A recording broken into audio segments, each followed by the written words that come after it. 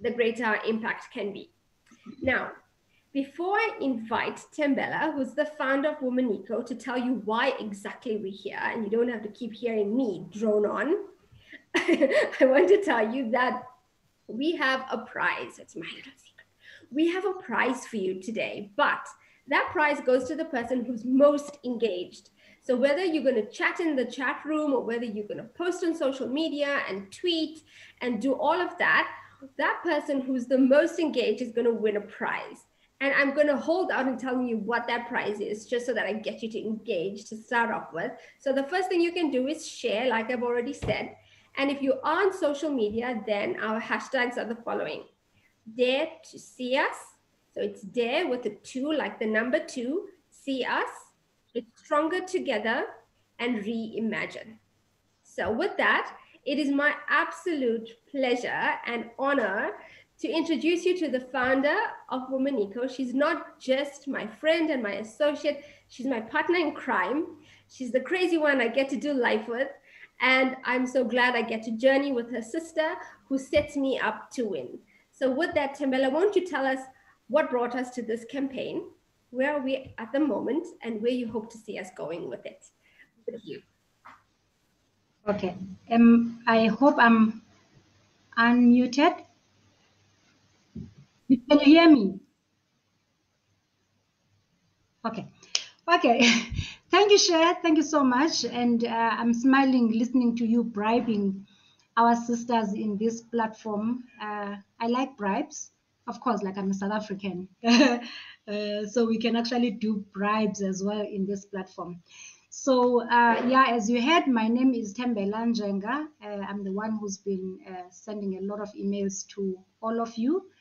I am so honored tonight to welcome us all in the launch of this important campaign, the Dare to See Us campaign. I woke up this morning with so much peace and so much gratitude in my heart, because I'm looking at what we are doing and I'm thinking we are actually changing the world.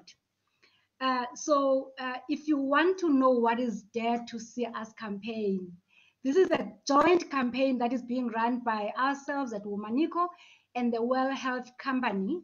I will share a little bit about what the companies are later, but the campaign itself is aimed at inspiring a workplace culture that sees women. And I'm sure you are here because you also feel the pain of not being seen in your workplace, or at least you know people that are complaining about not being seen. So again, let me just share a little bit about who WomaNiko is, because previously when we had a number of conversations that we've had, we would just go on and talk about the business of the day, and we don't even explain to you who we are. And later on, you would hear people writing to me on the side and say, Thembela, please, can you explain who is WomaNiko? So for those who have not interacted with us, so WomaNiko is a women-led company. And within this company, we seek to cultivate authentic leadership for women to thrive in and out of work. We are 3 associates women, and it's myself, Cheryl, who has spoken and bribed you now. And we also have Ricky, who will come in later in the session tonight. And we're joined by a young woman, Jabu Makapela, who has worked so hard this week. And she was just telling me not long ago that she is so tired. Of course, she's also excited about what we are doing here. But anyway, what do? We offer coaching. We also offer workplace interventions on matters that relate to women and work. We also run fireplace conversations where women can connect, where we can share our experiences and explore solutions to the problems that we face as women in the workplace. We also have a program that we call She for She Mentoring Program. That is a program that we run for young women who are trying to find a way, or to find support from one another in the workplace. And then lastly, we have a program that is called, which is our mindfulness program, which we call Mellow Mondays, which we started during the lockdown. The other thing that I want to tell you about us is that we love stories. So we use storytelling as an approach in most of our work. And the reason why we do that is not just for the sake of it. We actually use stories as a deliberate tool to disrupt the status quo, where women are discriminated against and where women are not taken seriously. Now, let me go back to the campaign itself. So the Dare to See Us campaign began with the Reimagine series that we ran from the beginning of March this year after the announcement of the lockdown here in South Africa. And of course, as you would know, all of us across the world, we were experiencing a problem with the COVID-19 pandemic. And so we were all scared and shaken. We were so uncertain about the future. We heard of people who were saying they would wake up in the night wondering whether they are still here on earth or whether they've already crossed over to the other side.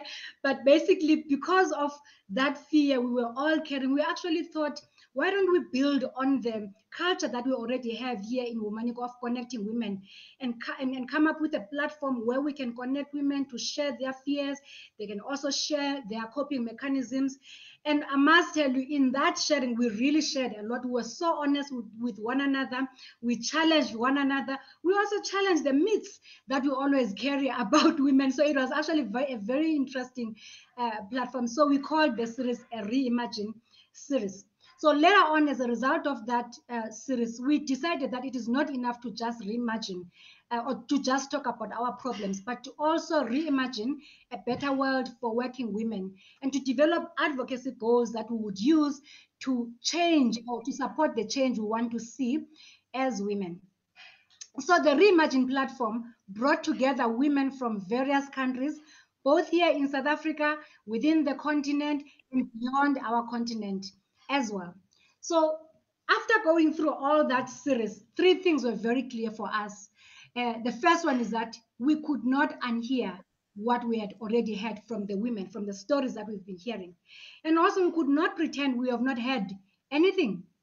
Number two, we also felt that we would have wasted all our time, our resources, the pain that we all went through if we only heard what we were talking about and we didn't act. And after all that we have heard, we decided we cannot leave things as they are. So we decided we have to mobilize one another as professional women. And we know that this is something that is very hard for us as professional women. Mobilizing one another to act, you only get to hear that from women who are working in the NGO sector. But we actually thought we will do this thing. Whether we're liking it or not, we are going to mobilize one another. And secondly, we want to make sure that we mobilize one another so that we can act together to ensure women are included in the COVID recovery plans that are aimed at rebuilding the economy. So the Dare to See Us campaign has two objectives. One, we seek to raise awareness on the lived realities and the disproportionate impacts of COVID-19 pandemic on women. Number two, we want to showcase and celebrate the deliberate work interventions that see women. I must talk about that. We are not just trying to be nice to the companies. In fact, if anything, we actually want to bribe them again by celebrating and showcasing those organizations that are actually doing good, that are showing us good practice on how it looks like to actually see women in the context of work. And the bigger aim with all of that is to, and as I have mentioned earlier, is to inspire a workplace culture where women are seen in our current context. And I have mentioned at the beginning that we are actually running this campaign together with the World Health Company. So for those who don't know, the World Health Company is a consulting firm that is founded by Sko, who will also talk to us later today. It works with organizations to create and maintain conducive workplaces for women to flourish in all diversity and being. You will actually hear from that this organization is very close to what we are doing with WomaNiko, and that is why we actually went to them and we joined together to say, let's do this together. So on that note, I would like to leave my introductions about the campaign and why we are here today. So we are launching this campaign and we're really hoping that you will join us throughout the year. So I'll give back the reins to you, Cher. I am actually thirsty. Welcome. Awesome. Thank you so much. Thank you, Thembela, for bringing us up to speed and to kind of position where we're at the moment. And with that, because we know we don't have so much time, so I'm going to quickly transition into our next segment. And with that, I would like to introduce you to a poet and a storyteller. So, you know, Thembela already shared with you at WomaNiko, Storytelling is something that we really value and something we use. And so we're so honored to have a poet and storyteller with us. It's Philippa Kabali Kagwa, and she's going to share with us a perspective on why it's important for women to be able to be seen in the workplace. So over to you, Philippa.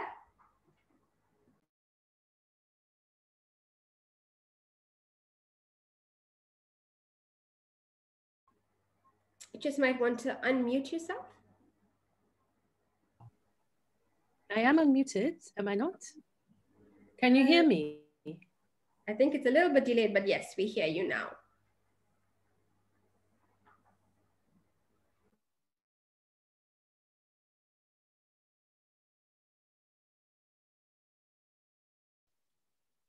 Is that better? Can you hear me? Now we can hear you, yes. Yes, you can. Yeah. Okay, all right. I wanted to talk about women and storytelling in the workplace. And Thembela talks about the power of storytelling and using stories to disrupt, using stories to help people. And I'm going to start with this poem. When you stand up to tell your story in a place that does not care, ask yourself, why have I brought my most sacred self here where it cannot be seen? Does speaking myself into being here slowly soften the ground, open the space so that one day these ears will see me? I leave an indelible echo that vibrates, connecting with all those that came before me and after. Are we building up to a crescendo? When you stand up to tell your story, ask yourself. And this is the thing. Sometimes in the workplace, we tell our stories, but we are not always, our stories are not always welcome. And sometimes the story we tell ourselves is that our story is not welcome. But our story is who we are, and we have multiple stories. And there is power in sharing stories. There is power in sharing stories because when I tell you my story, if I tell you my true story, it connects you to me and you see me in a different way. I remember about 17 years ago, I was working in a corporate. I was supporting them with a program with the young people. And there was a group of young Black people who had just joined the organization, and one particular young woman that I worked with. And she always left work at 5 o'clock. But in this organization, you got kudos for staying late. And so people always said she was lazy because she left work at 5 o'clock. Whatever happened, she would work from home on her laptop, but she would leave at 5. And she was getting into trouble until one day she had a conversation with her boss and she shared her story. And she said, there are cars in this company that people can use, but I never get a chance to use the car. Let me tell you why I leave at 5 o'clock. Because I travel by public transport. And my taxi drops me in a particular place and it's a few streets away from home. And if I leave at 5, I arrive with everybody else who's arriving home from work and I can walk with people and I'm not alone. And when I get home, I switch on my laptop and I continue to work. If I stayed late like everybody else, by the time I get home, it would be dark and I would be vulnerable and I could get hurt. And just because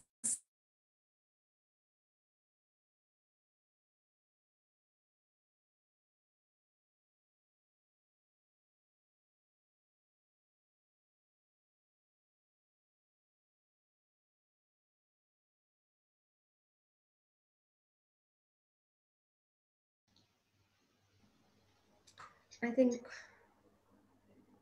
Philippa's line is a little bit wavery at the moment. I'm going to give her a second. Sorry? Oh, we just lost you for a moment, but you're back. Okay, sorry. The power of sharing a story, it connects us. It allows us to create community. It enables us to challenge that which is taken for granted to be the norm. We're able to also, when we begin to tell our own story, we're able to connect with our own sense of self and our own power.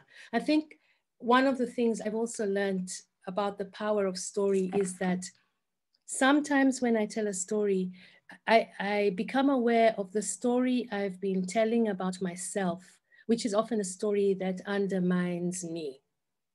And so you tell a story and you limit yourself. I can't do this in this workplace because I'm a woman, because I'm not seen, because I'm new. And when you begin to unpack those stories also, you are able to begin to challenge yourself and tell yourself a new story, because there's more to you than that one story that you tell of yourself. So I believe in the power of stories as a way to connect. I believe in the power of stories because they inspire us. I believe in the power of stories because they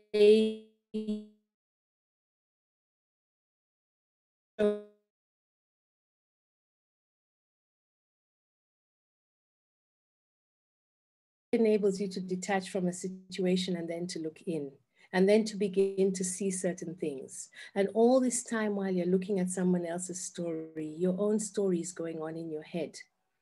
And you're comparing these two stories, and you're able to question things that you took for granted. You're able to question assumptions that you're standing in. You're able to question beliefs and stereotypes, but you're also able to say, yes, I believe that, or yes, I am also that, or yes, I can be that. And so the power of sharing stories in the workplace is really, really important. The importance of sharing women's stories, stories of women's leadership, stories of women's challenges, stories of women's achievements, stories that question the culture in an organization in a way that enables the culture to see itself, because trying to challenge the culture is always very difficult because it makes people defensive. And sometimes doing it through a story is gentler, it's more invitational, and it enables the conversation to start about maybe if we change this or we change this, life could happen. And so I'm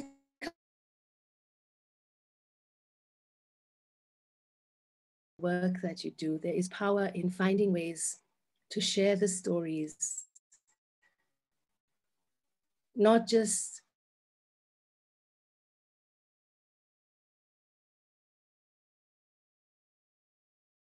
because that is what is going to enable us to begin to change the world. And I'm going to stop here for now because I'm coming back to share some poetry with you later. And so I'm looking forward to the speakers later on today. Wonderful. Thank you so much, Philippa. That is so true. You've surfaced such important points for all of us to take out, that my story is important. And in sharing it, I do connect. And my story is valid. And so thank you so much for sharing that. And with that, we're going to move into our panel. And it gives me great honor to introduce our very dynamic host, who's called Barbara. I'm so sorry, my dog is barking in the background. So I was introducing Barbara Kalimaphiri. She is a wife and a mother to 3 amazing children. She is the Senior Global Advisor and for Gender and Inclusion for World Vision and the Global Ambassador for Push Women. And so now over to you, Barbara, so we can stop hearing my dogs bark.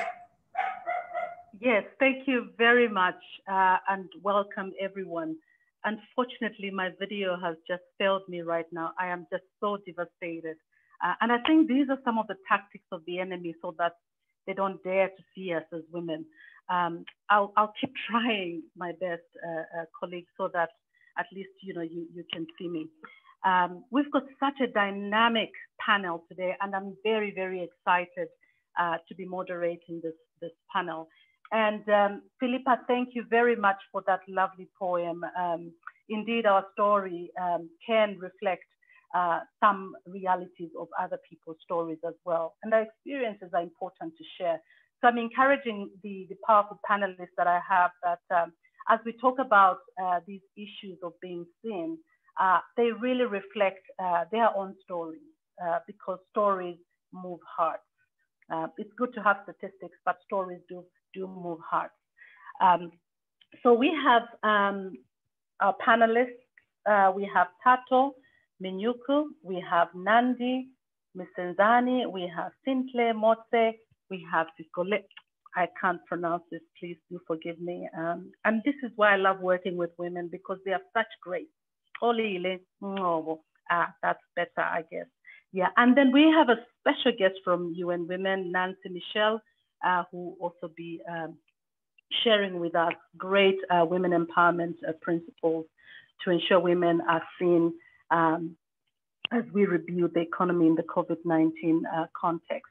So today's panel is really looking at the intersectionality factors that we must attend to as women, so that we can truly be seen in the workplace in the context of COVID, of course, and moving beyond that COVID itself. There are so many struggles that women face in the workplace. If you've seen some of the statistics, over 50% of the global population is made up of women, and yet these women are not seen nor heard. Today we're talking about being seen. And some of these forms of exclusion are really about, not necessarily about being a woman, but sometimes your race, your age, your creed, your disability, and many other, your sexual orientation and identity drive these exclusions. And we want to really learn from our panelists so that we can, better make these workplaces better and more inclusive. My first panelist is Thato Minyuku, who is a stroke activist and a stroke survivor. She volunteers at the Stroke Survivor Foundation in the executive management team as a legal consultant. She's a representative of the SSF in the National Disability Sector and Disability Task Team here in South Africa. Thato, in terms of her personal vocation, she is doing emotionally and educationally empowers stroke survivors and further empowers as many humans as she can to prevent them from having a stroke. Thato is an energetic and integral poet and addicted to academic study. I am just so honored to have you, Thato, and I would like to have you to start by really sharing your experience with your disability and how that has played out within the workplace. So I'm going to mute myself. I'm going to give you 5 to 8 minutes just for you to share those experiences as somebody who has survived a stroke and also how you are experiencing the workplace, how you've accommodated this form of disability in the workplace. So over to you, Thato. Thank you very much. I'm hoping you all can hear me. Looking for nods, excellent. All right. Yes, we can. As you know, my name is Thato Minyuku. And first of all, I would really like to thank Philippa for the words that she was speaking of. I must say that you are challenging me to express myself as best as I can do. So my understanding is that we're not just daring the workplace, we're also daring ourselves just to tell our story. And I truly appreciate it. And thank you for pushing me forward into doing that. Okay, so basically the amount of work that I do is mainly by volunteer. So I volunteer for Stroke Survivors Foundation.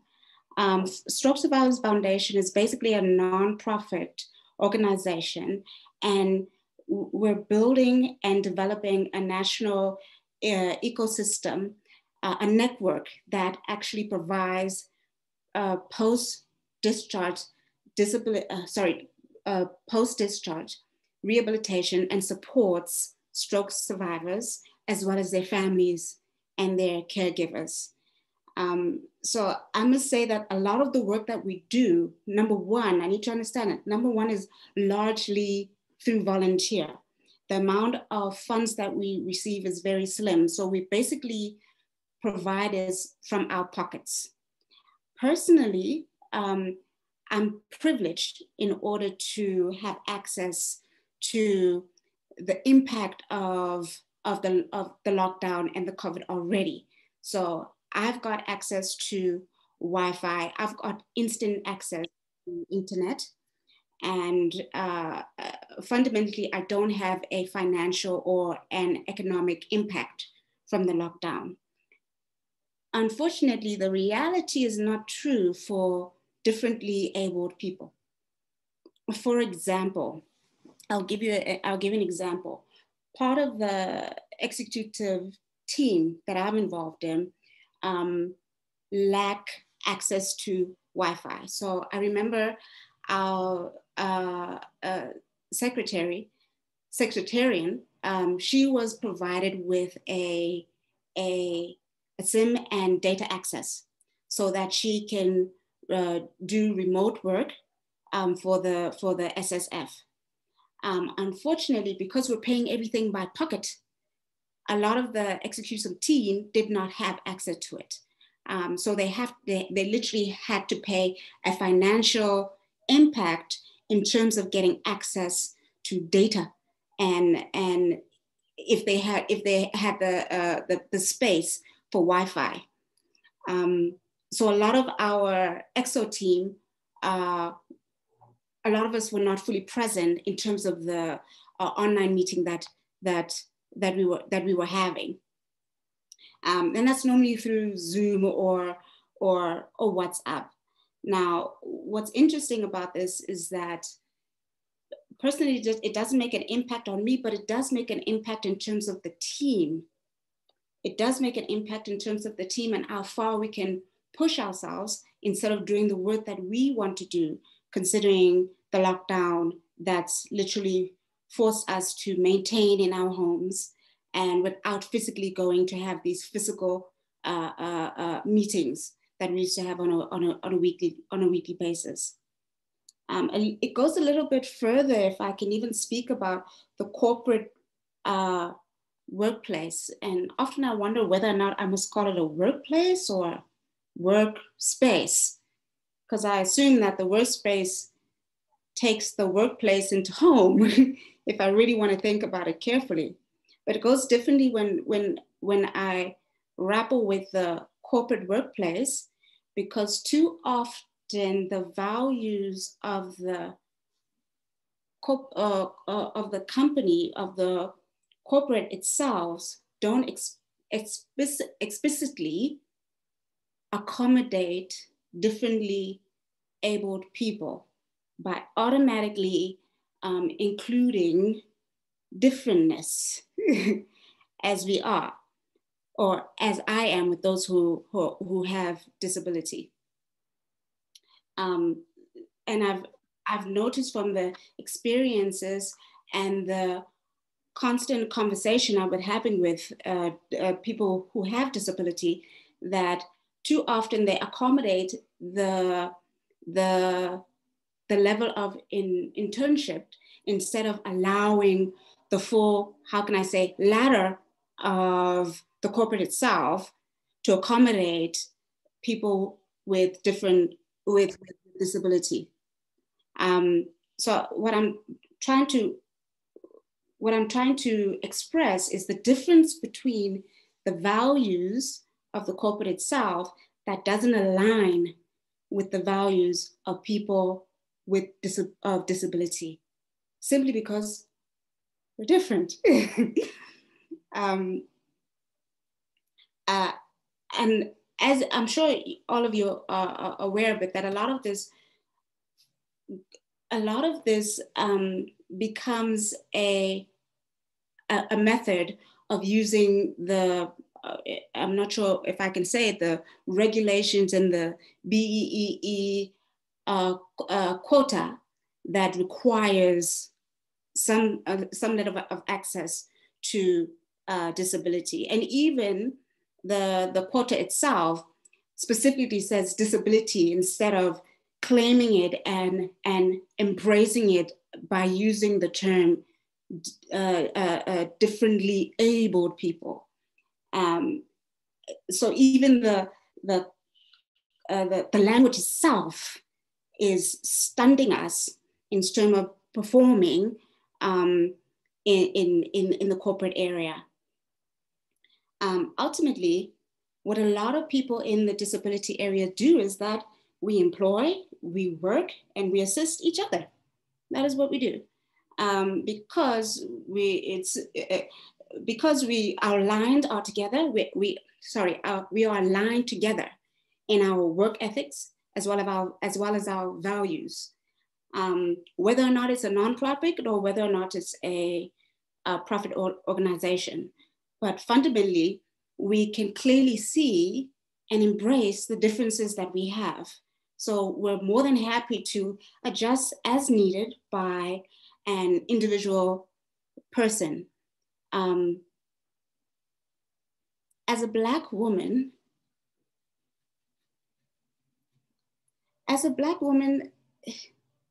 part of the difficulty for me personally in terms of the workplace area is mainly the impact of the stroke that I had.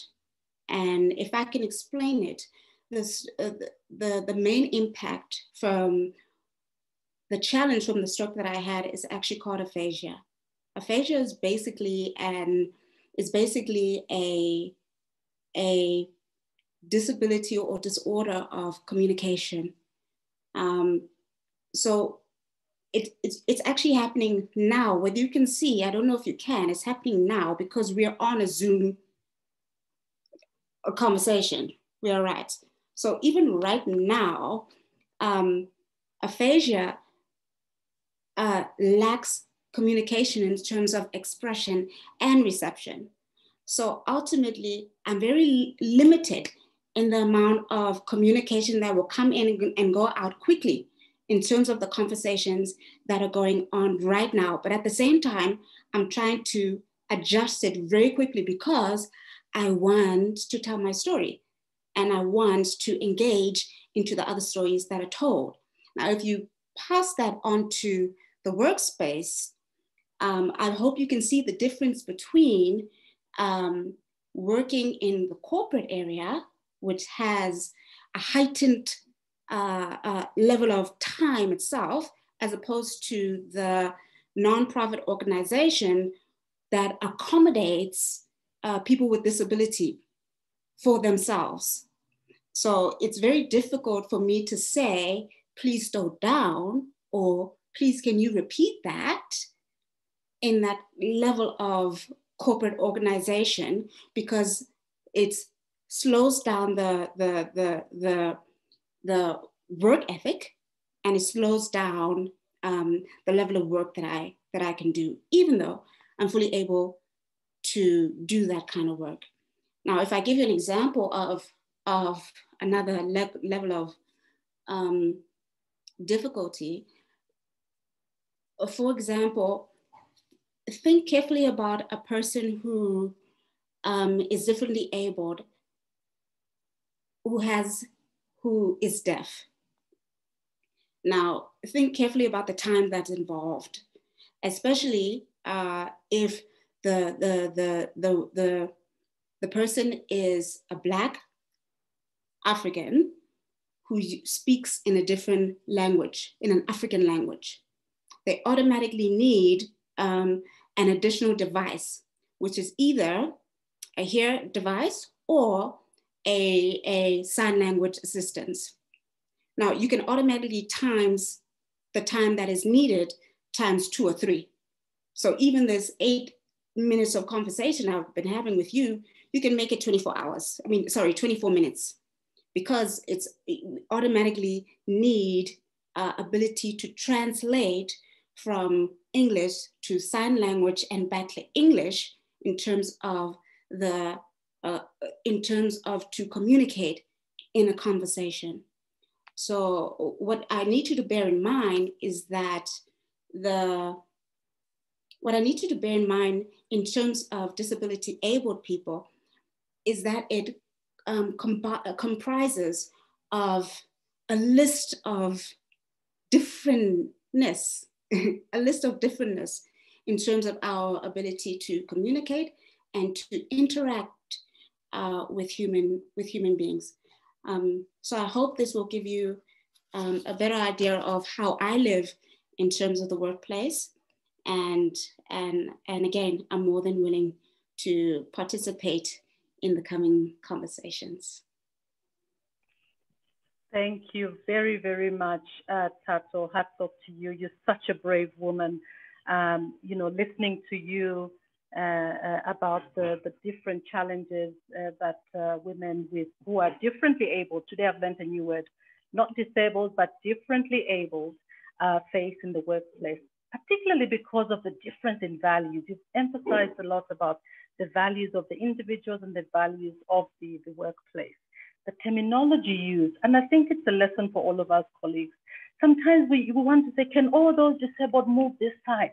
I think it just creates that stigma that we don't want to be entertaining in this world, and especially in 2020. You know, I think it's really important, and also I think we need to challenge corporates and workplaces to create that enabling environment with, you know, assisted devices for people who are differently abled, so that they can really, you know, get, you know, the potential that all of these people have to contribute. I know that we'll look at some of the other specific questions, but I just want to remind people that you can put your comments in the chat box. We are streaming live on Facebook. Please do put your comments and questions there as well. We'll be really glad to have this conversation. This conversation is not just for women, it's for everyone that really cares about, you know, justice. So let's move quickly in our agenda. We have our next formidable panelist, Nandi Msezane. Nandi is a feminist queer social justice activist who works with LGBTIQ community, women, and children. She has worked in social justice space in South Africa and abroad for the last 2 decades. Nandi is passionate about inclusion, transformation, and ensuring voices from communities that are marginalized are heard. So Nandi is going to be looking at specific issues and experiences around race, gender in the workplace.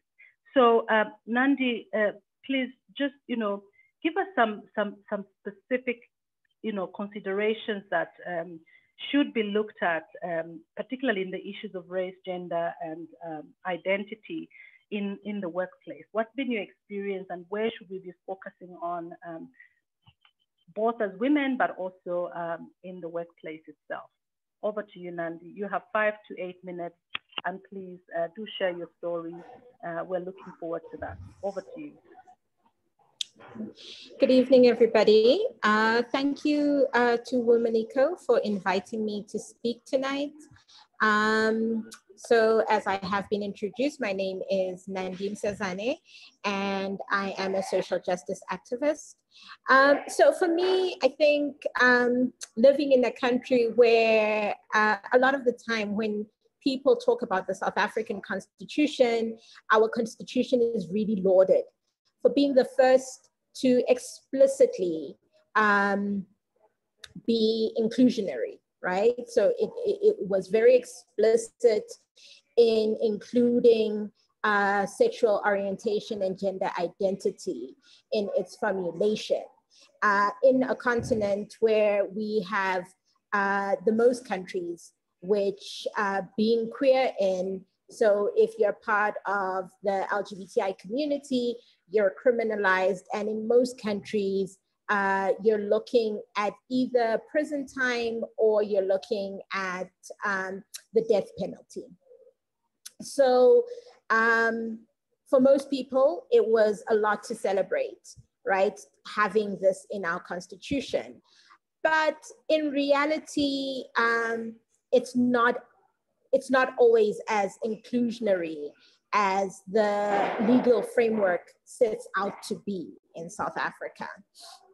So one of the things, even though we have like other labor-related legislation, there's still a lot of hurdles that one needs to overcome when they walk into the workplace as a queer person, because society itself, even though the legal framework has changed in South Africa, most of society is still unaccepting of LGBTI persons.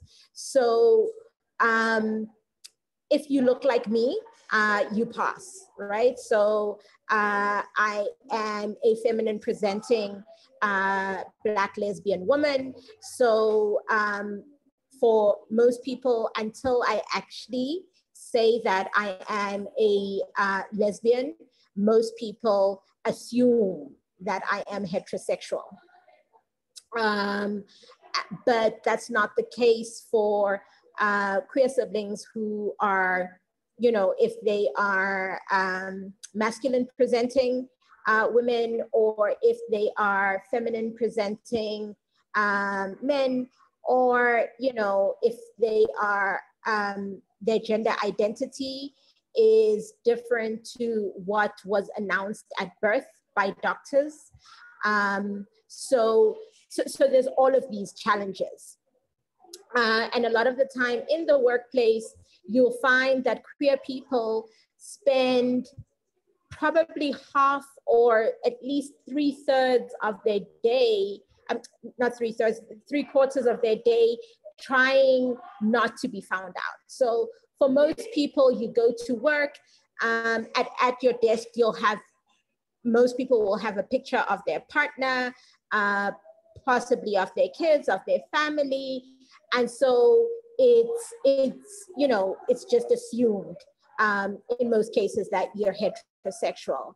So if you have a same gender partner, then you have to do all this work of thinking about who's going to know and how are they going to react once they know.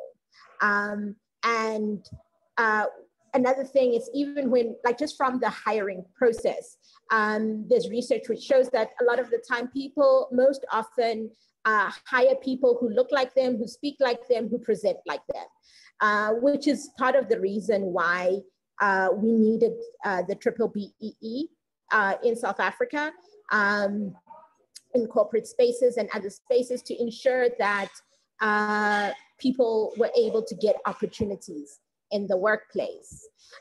So, I mean, in the context of COVID, a lot of people who are queer, if they were not professionals,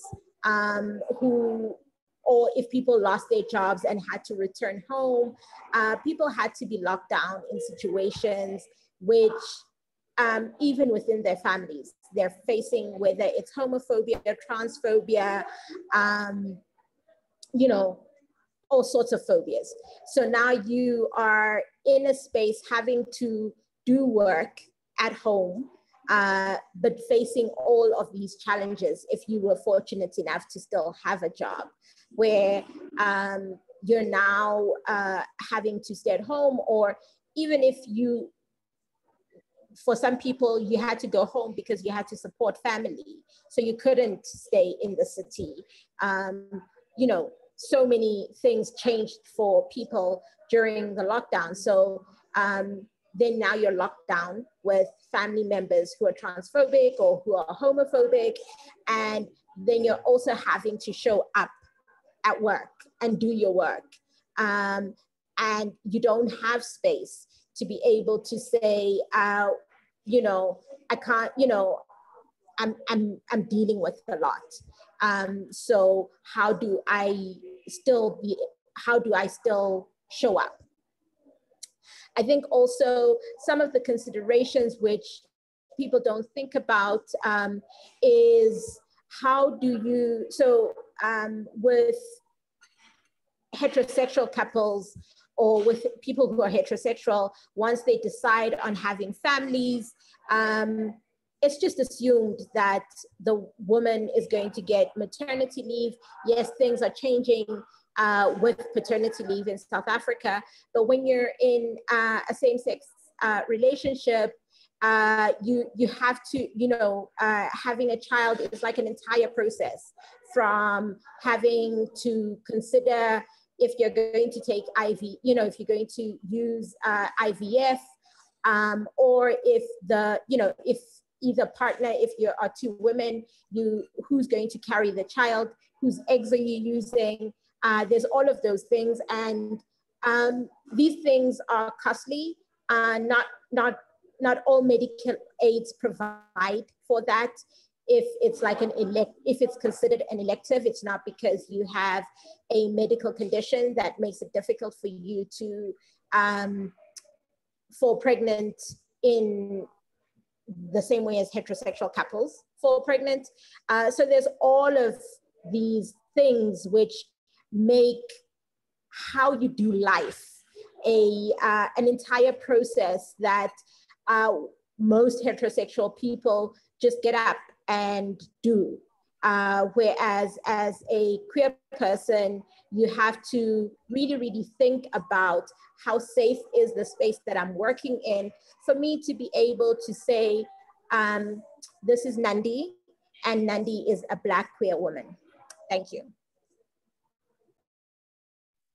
Oh my God, Nandi, just hearing you speak, I am really, really broken that we still have in this world people who can't see someone first as a human being. They start labeling them and discriminating them on that basis. I'm so sorry to hear about that. I must apologize as well. And I think a lot of people out there should apologize for discriminating people who may have a different identity or sexual orientation. You've spoken quite clearly, we find these with society itself not being accepting, the labeling that you experienced, discrimination in the hiring processes, and also, COVID being another one that has exacerbated this homophobia, transphobia, and all the phobias that you can think about. It just hurts to think that, somebody has to spend a quarter of a day just, thinking about how they should hide in the workplace. That's exhausting. And I think it's unfair. And also just wondering about the safety, because anytime somebody can mug you or that, legislation is not helping, clearly, from what you said. I don't want to belabor the point, but I think when we get into discussions, we can get more insights from you. Colleagues, if you're on the call, please do feel free to put your questions in the chat box. And we are also streaming live on Facebook. Dare to see us is a very powerful statement. Dare to see us. I think we need to make this a tagline everywhere so that they can see us. Truly, they can see us. Dare to. We cannot allow, people hiding in the workplaces just because of their difference in race, creed, or even their sexual orientation. It's unacceptable, I think. We have the next panelist. Again, another great woman. This is Sihle. Sihle, I'm trying to find Sihle's bio. One moment, please. Sorry about that. Sorry, yes, there we go. So Sihle is a recently graduated master's candidate. She is a feminist, activist and organizer who has worked at the WITS Gender Equity Office and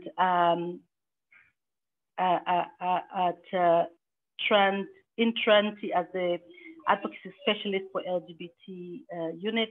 She's a writer who has contributed to the Daily Maverick and the Arts South Africa initiative. She is a relentless, infectious 2019-2020 writing fellow and a lecturer at Rhodes University, where she teaches history of art and culture. So our sister Sihle will be looking at issues related to age and generational characteristics. So as we've said, there's so many intersectional factors that make us not to be seen. Age and age and other factors, even our generational characteristics, may become quite a challenge in the workplace. So I would like to welcome you, Sihle. Please feel free to share your story and your experiences, and really looking at specifically what are some of the considerations that we should be looking at, particularly for the workplace and even outside if possible. Over to you, Sihle. Thank you so much for that very warm introduction. So I won't reiterate any of the things that you've mentioned. I will, however, mention that even though this part of the conversation is supposed to be centered around age, and the very specific. Sihle, are you able to speak a little bit louder in the mic? I think you're a little bit faint. You can't hear me. Okay. A little bit faint, yeah. Okay. That may be my settings. Okay, I'll try to speak louder. No, I was just saying that though this conversation is supposed to be centered around age and the specific challenges that young women face within the workplace, I do think that there's room to be had about various aspects of the workplace, which I'll also try to touch on. And then that being said, I am currently working as a lecturer at Rhodes University, and even though I am young, I'm not very young, but I think I am young, just given the demographic at Rhodes, the teaching demographic that is. So I started this position now, actually during lockdown. So one of the major challenges that I've faced, besides being a Black woman in the academy, is this idea of working in isolation. So even though it's been very difficult, I don't have access to my colleagues. I don't have access to a mentor, so to speak. I have tried to think of the setup as an opportunity, and the setup meaning that the institution actually trusts me to carry out the mandate and to do so independently. So one of the other things that has come up, and I think not only for myself, but for people working remotely all over the world, is this idea of mental health. So as we know, mental health is a very serious issue.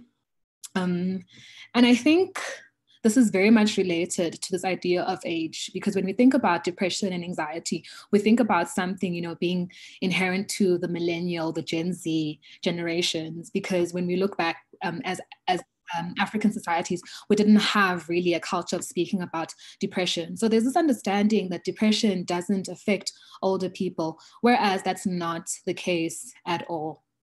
And then there's also, I think, what I've seen, kind of like a disparity in terms of what people think about depression and what actually happens, And also, even though we're at a point where people feel like they can, they do have an understanding of what depression is, there isn't necessarily an understanding as to how to be supportive to people who suffer from depression and other mental health issues. So I just wanted to touch on that, because just being a Black woman and knowing kind of, the societal oppressions that we face, Black women are not only prone to all types of mental illnesses, they aren't afforded a lot of support, you know what I mean? And this is the case for young women, this is the case for LGBTQI persons. So part of what I want for us to think through today is how can we effectively, transform the workplace, but also how can we act as change drivers within the workplace? How can we really, garner and foster solidarity and create these structures that operate differently from the academy, from the company, from the corporate setup. How can we move with empathy and compassion such that even though we exist in these very hostile conditions, so to speak, where we're faced with patriarchy, where we have classism, where we have issues around access to health and all sorts and all manner, of issues. How in the face of those challenges can we work together to provide a support system and structure for women? So that's just the first thing. And then secondly, just going back to this idea of given this opportunity to curate a class and to think about and to drive knowledge production, it really got me thinking about what it means to work and really what it means to be a woman in the workplace. So I then thought about just the history, of women. So I would like to argue that women have been working since time immemorial. In the domestic sphere, we've been working to feed the children, to cook, in these very heterosexual, very stringent gender roles.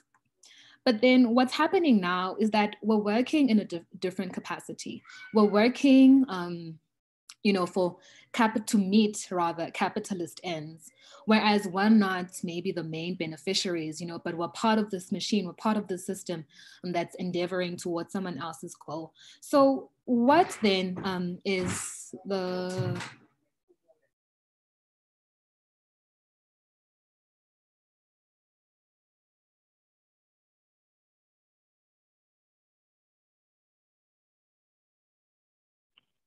Did we lose Sihle? I can't see her. No, you did not lose me. I just had to move.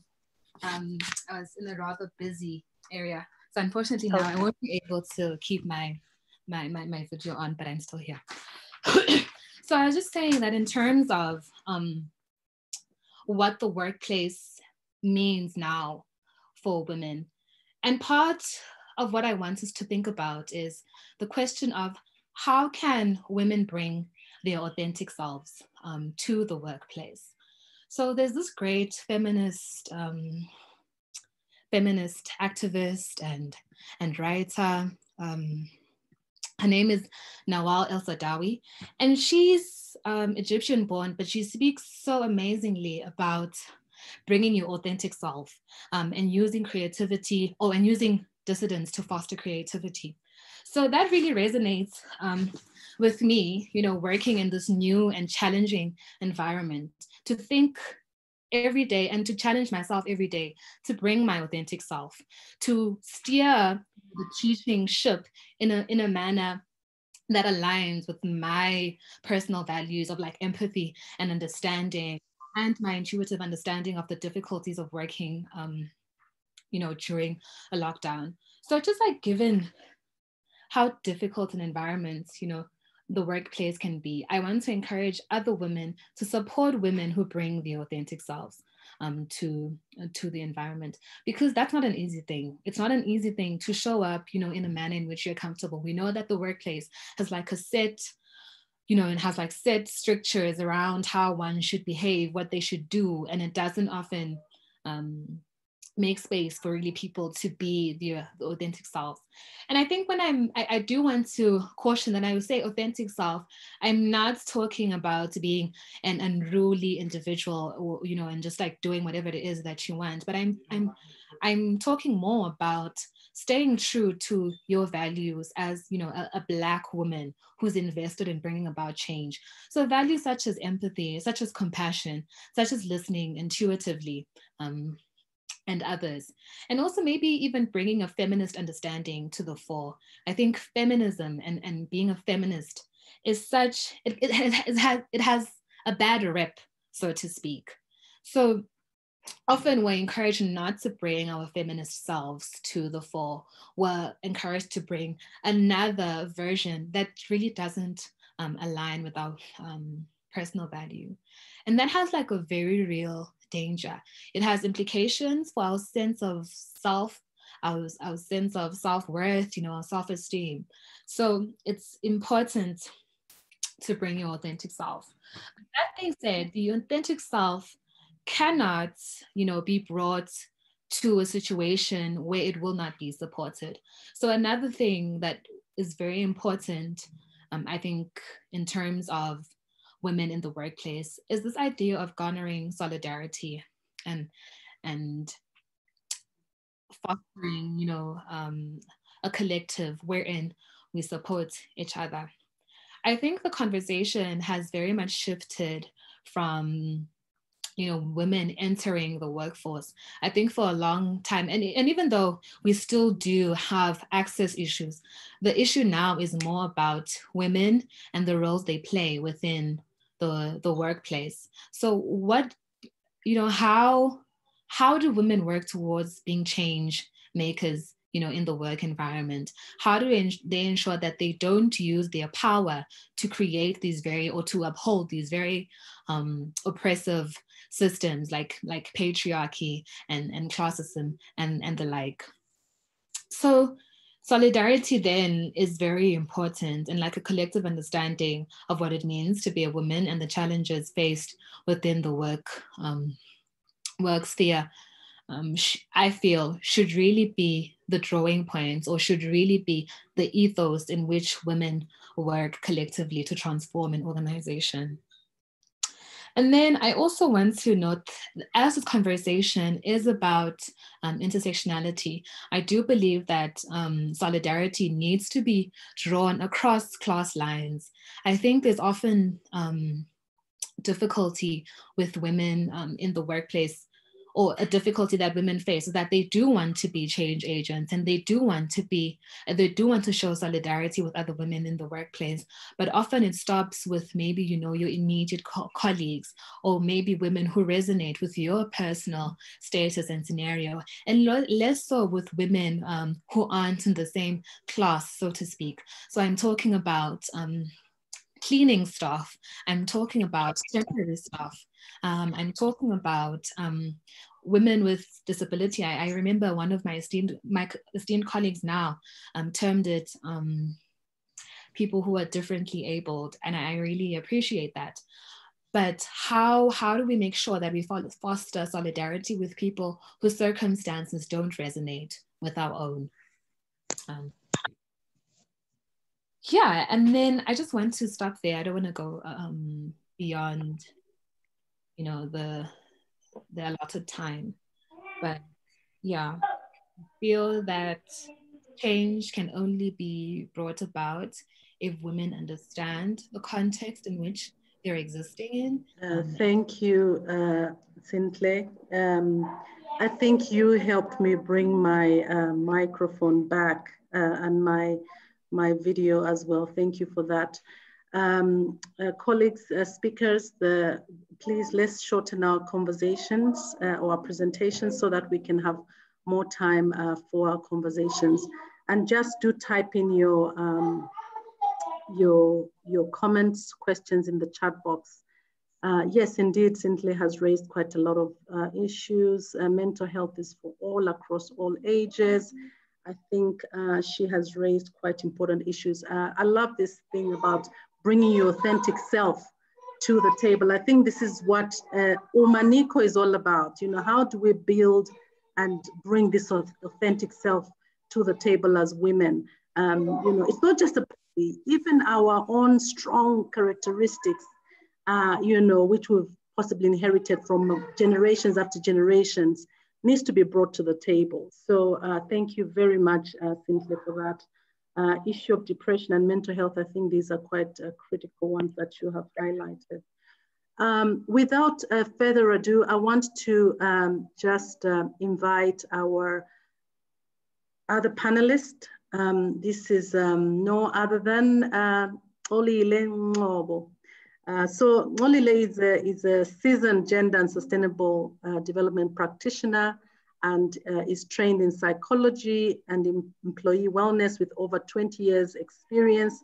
She has extensive knowledge and expertise in gender equality with a special focus on women's rights and development in Africa and globally.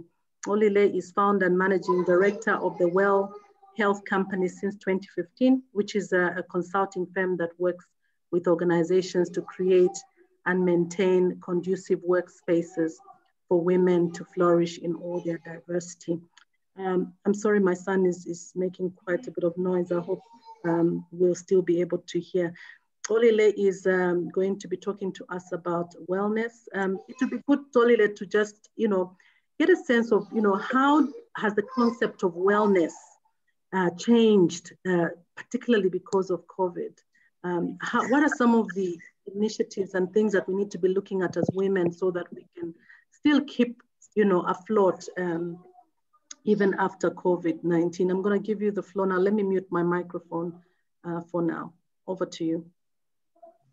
Thank you, Barbara, and thank you to WomaNiko and Associates for making this platform possible, and also for allowing us to be part of this journey of Dare to See Us campaign.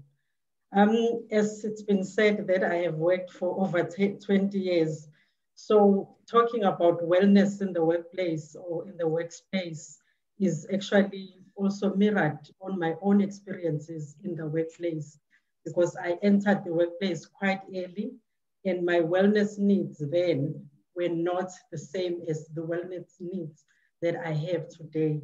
And there's been points in my life that have actually happened for me to realize that my wellness needs are actually intertwined with my work, and also intertwined with my presenting gender, and also intertwined with my race, age, and ability. And so in all that, I have actually then come to realize that if we leave out the component of wellness in its totalness, so wellness does not only look at your health wellness, but it also covers your finances, it covers your environment where you are, it covers your physicality, also your health issues. Okay.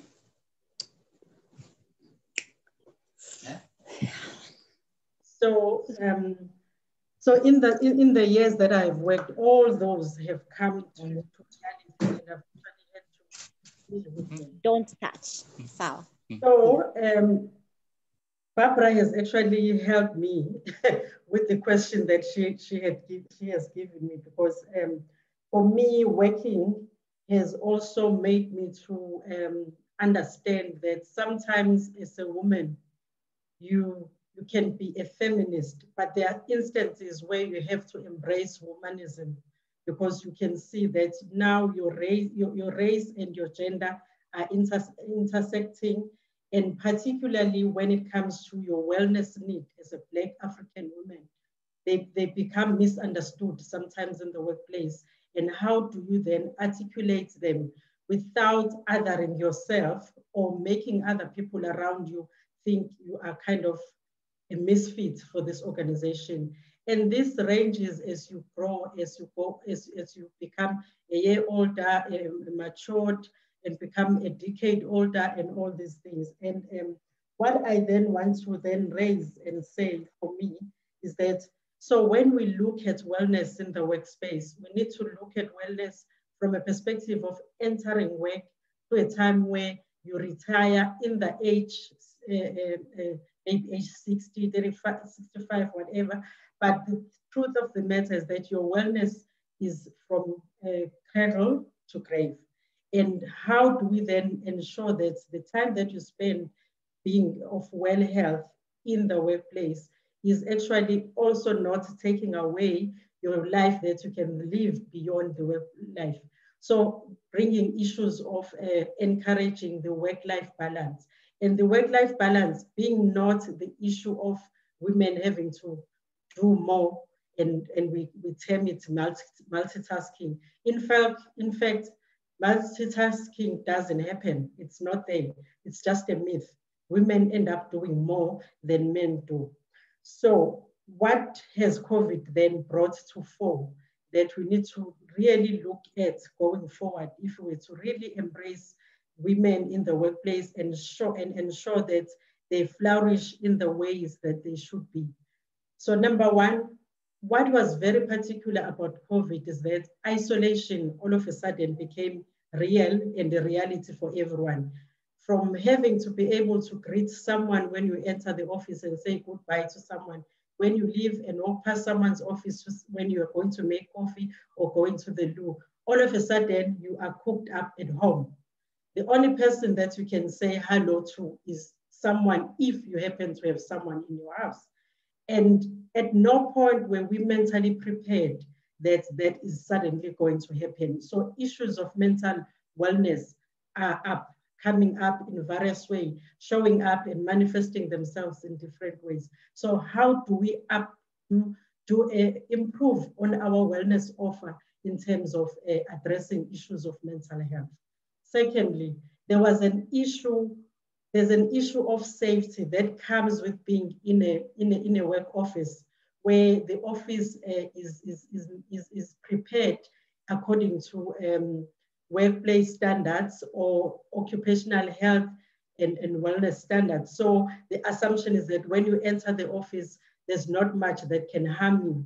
But all of a sudden, you are at home, a home office that no one has set up according to the OHS standards. And also, whatever happens at home, it happens at home. You were working remotely. But what was critical about the safety of working at home was the issue of violence against women. Because we assumed that when we said everyone must go and work at home, we're sending them to a safe home where there's no violator, where there's no one who abuses, where there's no one who threatens, where there's no one who belittles. So then all of a sudden at work, I'm a respected thought leader, but at home, I'm a fat little something. So I'm made now to work in a space where I'm a fat little something, but to produce a work that is of quality of a high-ranking thought leader, executive, who everyone adores and actually wants to be like them. You are a mentor to some people, but at home you are not. You are just one of the people in the house. It's not that important. So how that sending women away without proper support. So for me, the issue comes where the supervisors or the managers of people need to up the support. So the constant support of team meetings, it shouldn't only be about work. It should also be about how are you? How are you feeling? How are you coping at home? What can we do? How can we better make your working at home better and almost make you to feel that we are still valued, we are still part of a team, we still see you, we still hear you. So there was almost like, okay, go home, we don't see you anymore. It's worse now that we even have to wear masks. The seeing is not even real.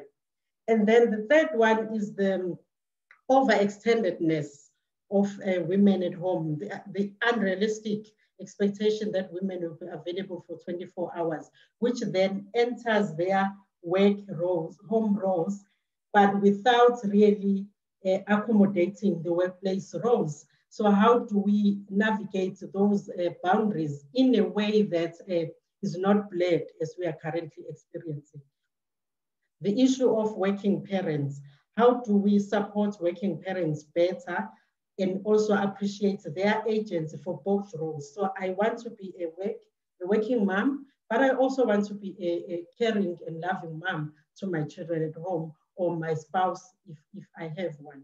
So those are the issues. And in closing, I want to then say, it is then important for companies, now that we are going back to work and rebuilding the economy, to start reviewing policies that exist, employ practices that are futuristic in their ways, and also address inclusion of women thoroughly, not in drips and drabs or in the women that we want to include.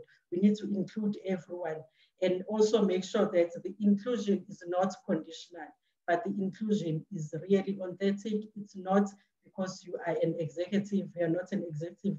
We actually realize that all of us have me, myself, and I. And how do we accommodate me, myself, and I in a true and authentic way in the workplace without, of course, now having to do things that are not even imaginable. But the theme of our work is also about reimagining the workplace. So how do we, in that reimagination, actually start saying the COVID responses must be intersectional. They must take into consideration that life is intersectional. So should be our solutions. Thank you. Oh my God, Olile, I always remember when you say multitasking myth should be busted. I've always started using that now, and thank you very much for repeating that, because I think there is a thin line between having women burn out and compromise their wellness just because we are considered as super women and that we can navigate through different scenarios and contexts, even within COVID. I like the point you've raised that COVID response should be intersectional, because from what you've said, wellness should be seen in its totality. I did not know that you need to be well even in your finances, as a woman. I mean, it's really, really exciting to hear that. So thank you very much. You've again highlighted some of the challenges that women have faced. So before we transition, colleagues, if you'll allow me, I know we have lots of questions and comments in the chat, but I thought, I've been listening really carefully as the great women have been talking. And this is what I've summarized, that dare to see us when we are in isolation due to COVID. Dare to see us when people dare to see us when we bring our authentic self to the table. Dare to see us when society refuses to accept us. Dare to see us when we are labeled and discriminated because we are differently abled. Dare to see us when workplace systems and structures and policies discriminate against us. Dare to see us when we are bringing ourselves to the table as women. So these are the things that I'm summarizing coming from colleagues, that it's a plea that we want to be seen despite all these things that you're putting across on our front line. So at this stage, I don't know if Thembela or Ricky, you want to just get a few questions and comments, and then we can move to Philippa. So I'll come in there, Barbara. Thank you so much. This is so enlightening. I'm learning so much. I'm sure you are as well. I think this is the point, right? For us to be able to share our stories with each other, we're able to learn and we're able to show up differently, and we get to appreciate each other differently. So I hope you're enjoying this still. What we're going to do now is to bring Philippa back. Philippa, I'm sure you have something to share with us, and then we'll transition back into fielding some questions. So Philippa, back to you. Okay, can you hear me now? Is my internet, it's still unstable. I'm going to stop my video. No, we can hear you. In fact, we can hear you clearly even with the video on, I think. To be good to see you in the video, just so we can see your expressions as you punch that poem. Yeah. Okay, I'm just going to say a poem, because I think what we're saying is we need to see ourselves and we need to see each other, and we need to learn from each other, and it must be intersectional, intergenerational. It has to be all of us seeing all of each other. Hey yo, hey yo, hey yo, yo, hey yo, yo. Hey yo, hey yo, yo, yo. Hey yo, yo. She will sing to me a wordless song, rich with rhythm and sound, strong with silence. And through this song, I will be. I will sing back to her my wordless song with my whole being. I will sing each breath, each sound, ripping away the shroud that cradles that I am, rebirthing the woman that I am. She will dance to me the meaning I seek, reveal the lessons that I must know.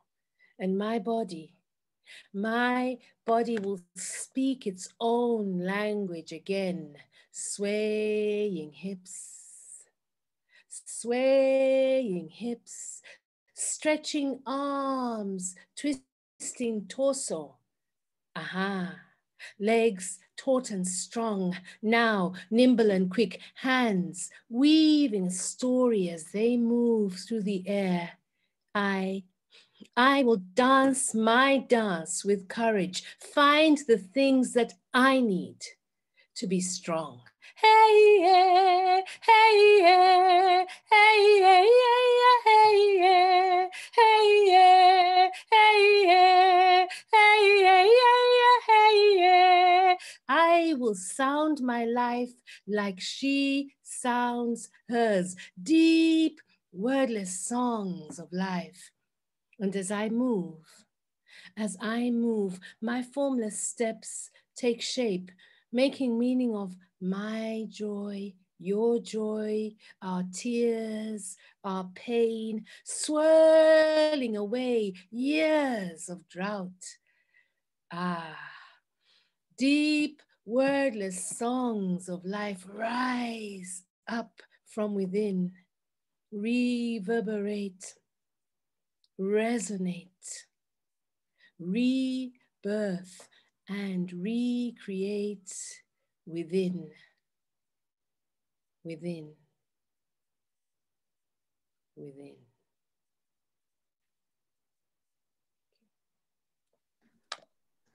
Oh, I think we need to clap for her, guys. Philippa, sing to me. Oh, so powerful, my goodness. I think, your poem has just given me a little bit of hope. As I was moderating this, I started feeling pain and unease. And now, you've just given us a little bit of hope that, we can still thrive regardless of, the challenges that we're facing in the workplace. And I just remembered Maya Angelou, the legendary Maya Angelou, the great poet who lived. And I'm saying, Maya Angelou, though she's gone, we've got our own Maya Angelou in Philippa, I guess. Don't you think, ladies? Absolutely, yes. Thank you very, very much for that. Can we take a few questions and then we can transition to our keynote speaker, Nancy, and we can take one or two and then we can transition. Do we have any questions from the chat that we want to highlight, colleagues? Hi, Babs. Yes. Yes, there is a question from Sondi. It's directly directed to Thato. And she says, loved your story. Love the terminology, differently abled. How can the workplace change to accommodate differently abled people? Where do we start to advocate for differently abled people? In your opinion, can the education system, schools and universities play a role in changing perceptions?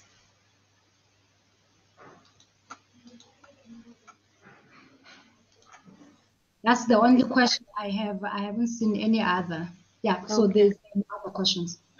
Okay, Thato, you want to tackle that, or any panelist? Okay, I'd love to. I suppose I'll answer it in two ways. Number one is the disability organizations. A lot of the work that we do, and I'm not just speaking on behalf of Stroke Survivors Foundation, I'm also speaking, for example, the South African Disability Alliance, as well as the other organizations. We employ a lot of educational campaigns that include not only schools, but organizations as well. Unfortunately,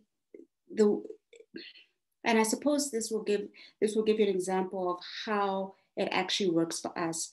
we literally have to advance the market or the audience, and they don't come to us. And my view is that they should come to us in order to embrace and to accommodate differently abled people. And this is part of the values that I spoke about earlier, showing that it's disaligned in terms of the work that we're trying to do and the work that is already happening within the workplace and the corporate areas. So ultimately, we actually do this work, but I do believe that there must also be a responsibility for I'm just going to use the word audience or market to come to us and ask us to educate them, tell our story so that they can embrace us at the same time. Yeah, very powerful. Thank you for that. I hope that we can have some of these corporates attend and hear firsthand that, you know, they need to change their values. Their values need to align somehow with the needs of the people, particularly women who may have different orientations or may be differently abled. So I think that's quite powerful. Thank you for that. Let's transition, looking at the time. Let's now move to Nancy Michelle. Sorry, I hope I pronounced it properly. Nancy is from Toronto. I'm sure people from Toronto say from Toronto, Canada. She holds a master's degree in political science with a graduate collaborator specializing in women and gender studies from the University of Toronto. She currently works as a consultant for UN Women, supporting the We Empower G7 program, which is focused on women's economic empowerment. Nancy is currently a member of the Canadian Prime Minister's Youth Council. Previously, she interned at UN Women's Regional Office for Asia and the Pacific, where she supported the Ending Violence Against Women team and volunteered with Women in Cities International to raise awareness on gender equality and urban development. She is passionate about human rights, gender equality, with a specific focus on intersectional feminism. Nancy is going to be talking to us about leveraging on the women empowerment principles to ensure that women are seen as we rebuild the economy in the COVID context. So Nancy, why is it important for workplaces specifically to deliberately have initiatives and adhere to women empowerment principles, particularly, you know, in relation to COVID-19? Please let me allow you to give your presentation for now. Thank you. Great, thank you so much. Thank you so much for having me in this wonderful discussion. And thank you to Philippa and also the rest of the panelists for your insights. So I did develop a PowerPoint. I'll just share my screen. Hang on a second.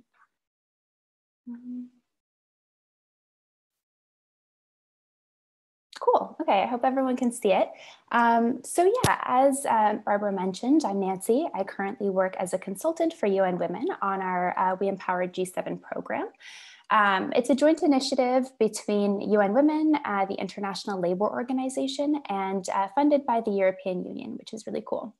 And the purpose of the program is to convene conversations and garner commitment from private sector companies towards gender equality.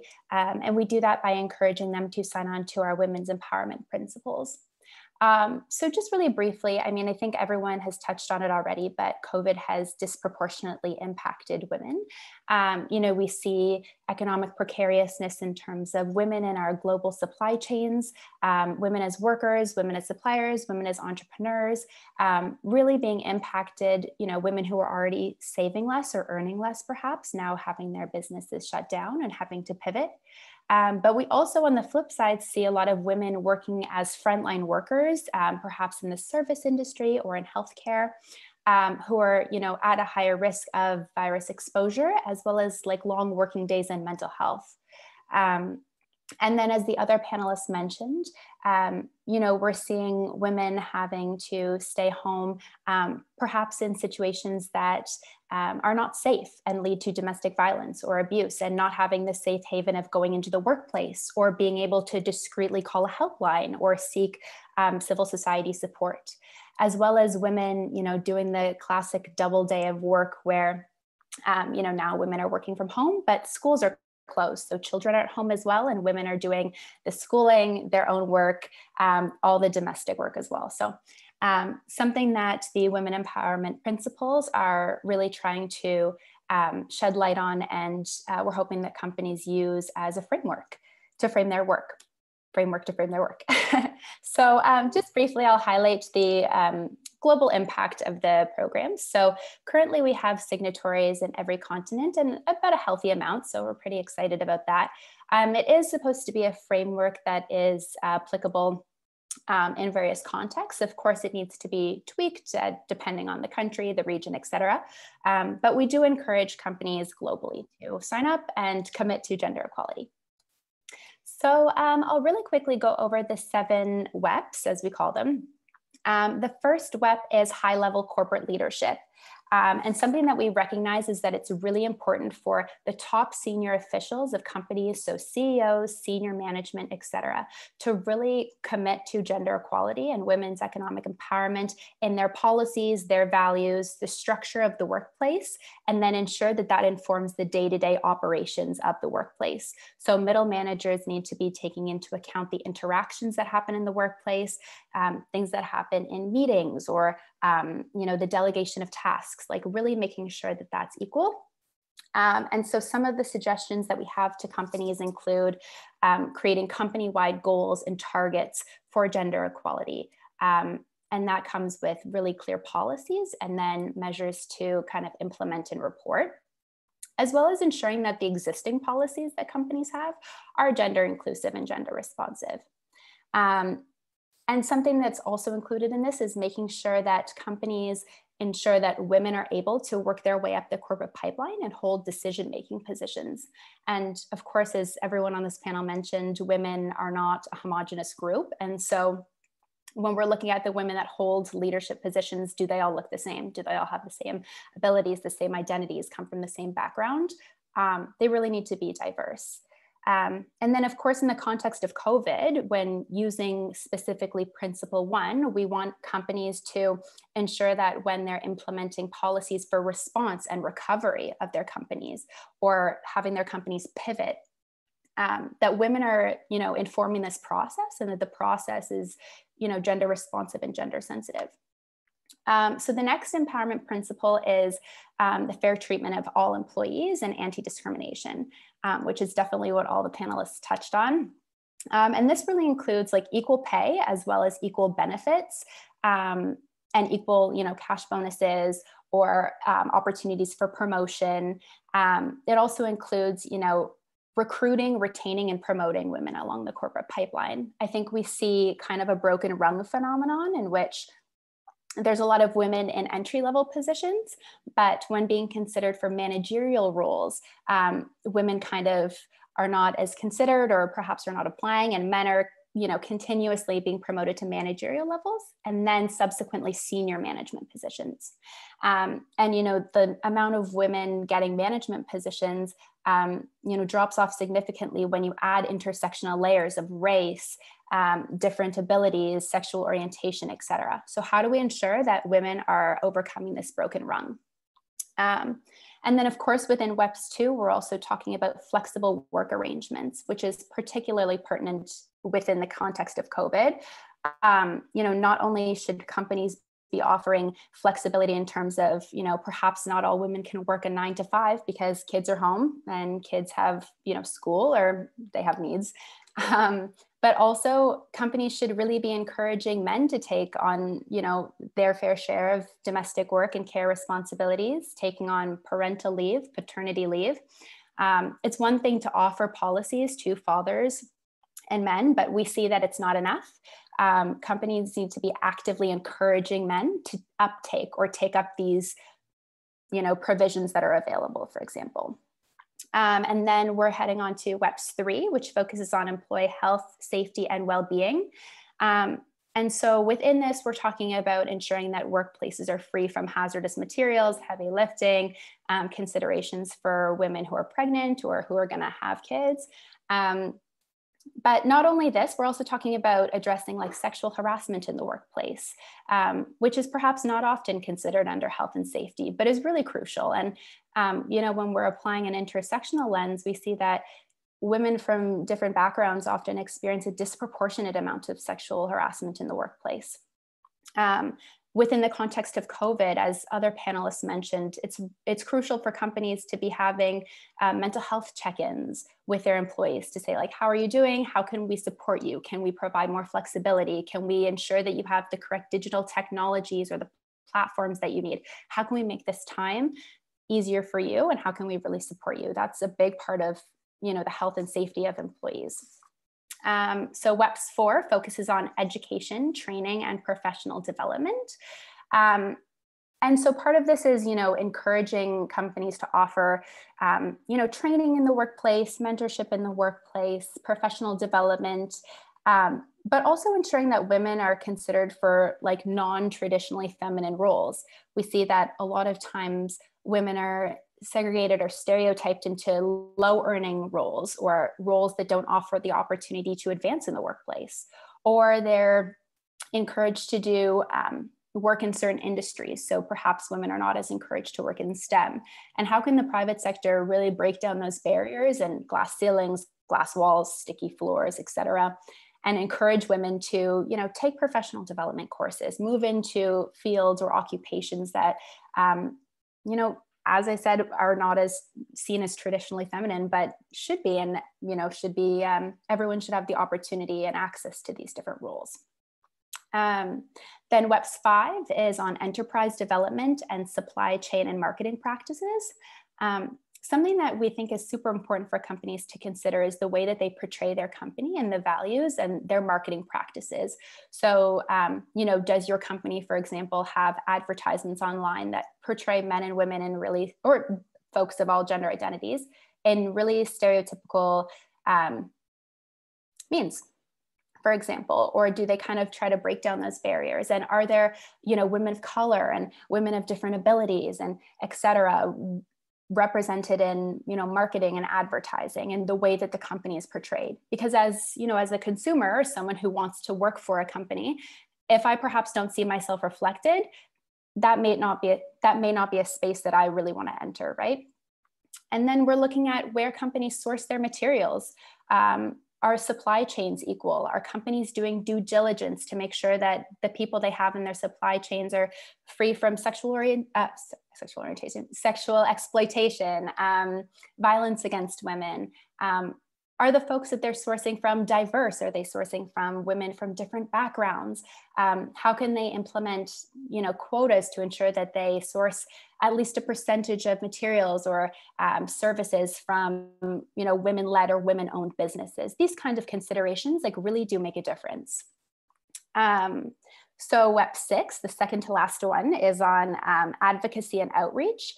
And, while it's important for companies to look within their walls and kind of work on gender equality within the workplace, it's so important for them to be encouraging gender equality in the marketplace and in the community. So, are companies doing outreach to provide mentorship to young girls to encourage them to get into STEM, for example? Are they providing training opportunities and educational opportunities for civil society folks? Are they working with civil society folks on COVID response and recovery projects? And really figuring out, do women in the community have access to digital technology, access to finance? Things like this. It's important for companies to be doing this additional outreach. And then the last WEP is on recognizing the importance of monitoring and reporting. So we see that it's really important for companies to be transparent, both with their employees, but with external individuals on their policies and their programs, the successes of their programs, and places or spots where they can do better and progress. And that's especially important in the context of COVID, because other companies are looking for a set of good practices on how to support their employees, but folks in the community. And so if you have like a great strategy, it's important to share. And if you've tried something and it hasn't really worked out, it's also important to share that. There's no shame in that. It's just about growing and making sure that places are inclusive for folks. So this includes like more concretely just collecting and organizing and utilizing sex disaggregated data with an intersectional focus. And then, in terms of the WEPs, and I think I've touched on intersectionality, and the program tries to be really intersectional in nature in terms of all of our events, our programs, our guidance notes, et cetera. But we do have some specific written materials really focused on intersectionality, like from the outset, just because we see that a lot of times companies think that there's a trade-off between focusing on racism in the workplace, for example, and gender equality in the workplace. They see it as like a mutually exclusive, I'll focus on one for 1 month and then I'll focus on another for another month. But it's so important to recognize like these are two intertwined issues, for example. And so we wanted to hit home like, when you're using the WEPs, make sure that it's working for women of color, make sure that it's working for women of different sexual orientations or different abilities or different religions or different ages. And you could go on, but it's important for us to have intersectionality in all of our work, but then be really clear that, you can use this material or this written guidance note to really understand how you can support women of color, for example, in the workplace. And then, the last thing I'll touch on is kind of the WEPs journey. And so we really encourage companies to, first off, consider and gain awareness on what the WEPs are. And then, sign on and formally commit to, starting or perhaps like accelerating their commitment to gender equality. We do have a number of resources to help companies kind of assess where they are in their journey to see like what gaps exist, and where they could go take it a step further. Then we encourage companies to engage folks in their networks. Like perhaps you're a company that signed on to the WEPs. Encourage those in your supply chains to take a look at their practices. Encourage your fellow peers, your mentors, et cetera. We obviously want this to be sustained. So we know that gender equality and women's empowerment is not a 1 week long training. It's not 1 month. It's really a reflexive process that you have to continue. And then we want you to report and share on your successes and spots or areas for improvement or for you to do better. So yeah, I think that this has come to the end of my presentation, but we continue to do more work on anti-discrimination, and I would love to catch up with the folks on this call and the panelists to see how we can really make sure that all of the work is informed by all these different intersectional lenses. And if anyone has any questions, I'm happy to answer and to share some resources. But yeah, thank you so much for having me here today. Thank you very much, Nancy. That's very, very insightful. I think you have clearly said an intersectional lens is key to women empowerment in the workplace. And really the 7 WEPs, I'm hearing them for the first time. Even if I have segments of it done in my workplace, I didn't know that they were organized in this way. So I think it's a great resource for a lot of organizations and corporates, and we hope that we can take these 7 WEPs further than this conversation that we have. Thembela, do we have any questions on the chat, or people want to unmute themselves or raise their hands and ask? If you allow at least 2 questions, and then we can transition looking at the time. Thank you, Nancy, again. Okay, perhaps whilst people are coming up, there is a question from Paul Mukhara, who's saying we compromise our physical and emotional wellness because as women, we always want the best in everything, Scully. What is your advice in trying to deal with this in a workplace?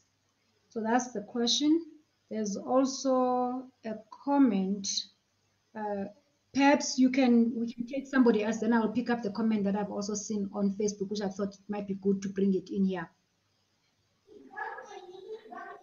Kolile, over to you. There's also a question as well on chat from Thato. So let's have Kolile and then Thato, and then we go to the Facebook one.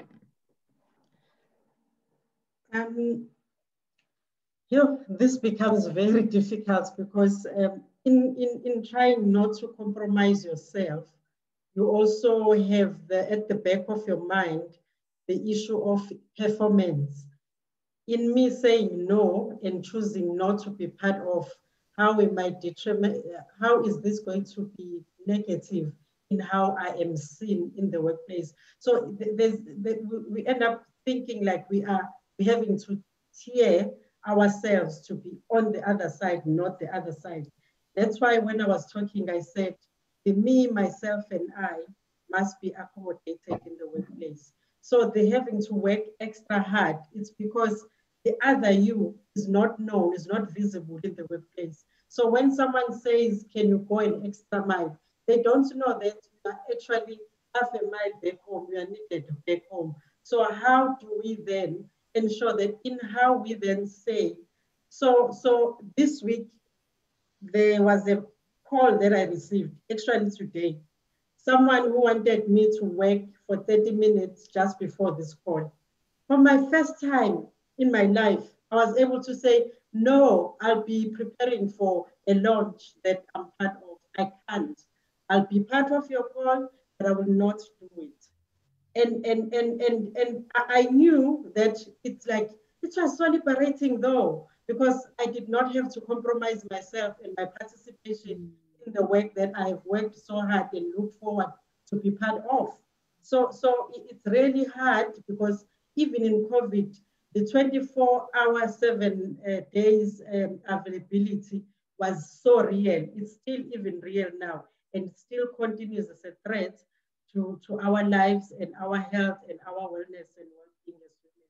So it's difficult, but it's learning to prioritize what is good for me, myself, and I. Thank you. Amen.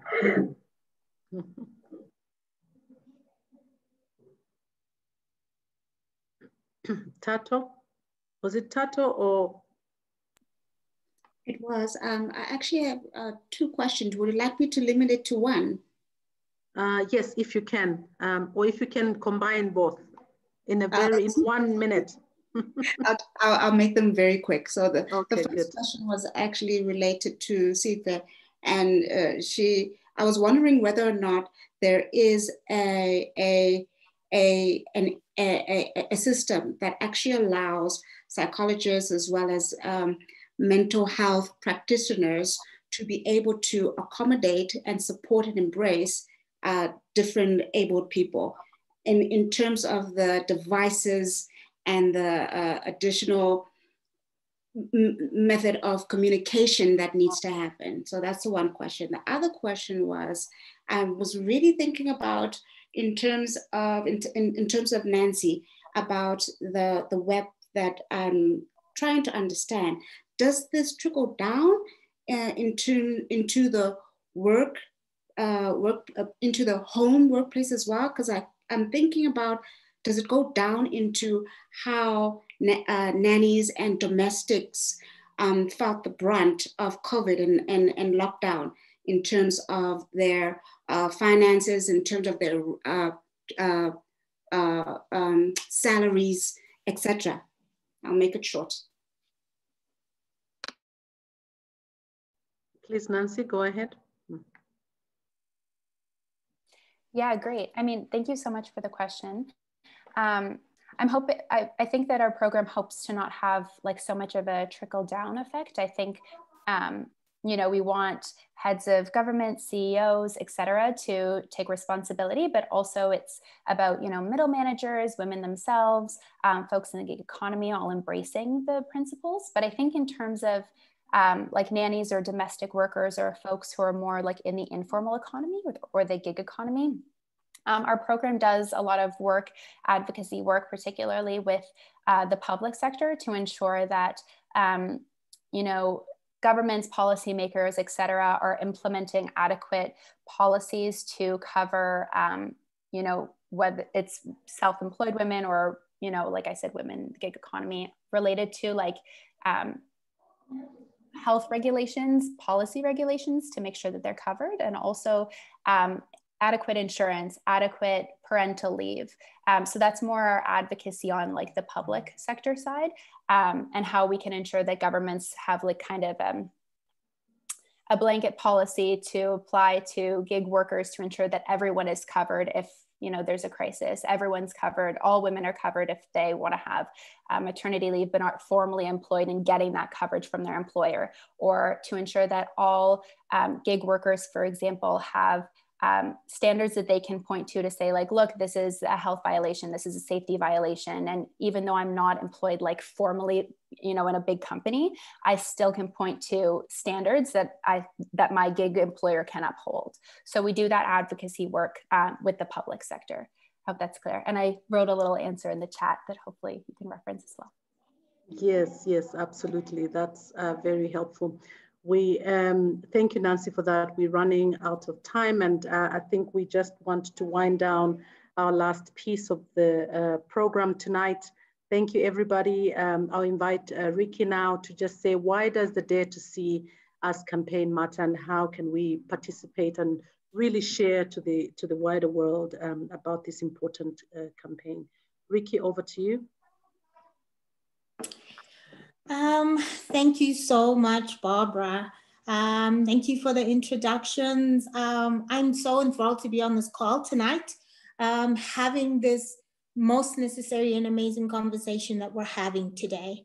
I am the third musketeer of the WomaNiko Three Musketeers, and we have been journeying with women in the workplace for a number of years now, and we have learned so much about what it is that women need to present authentically in the workplace.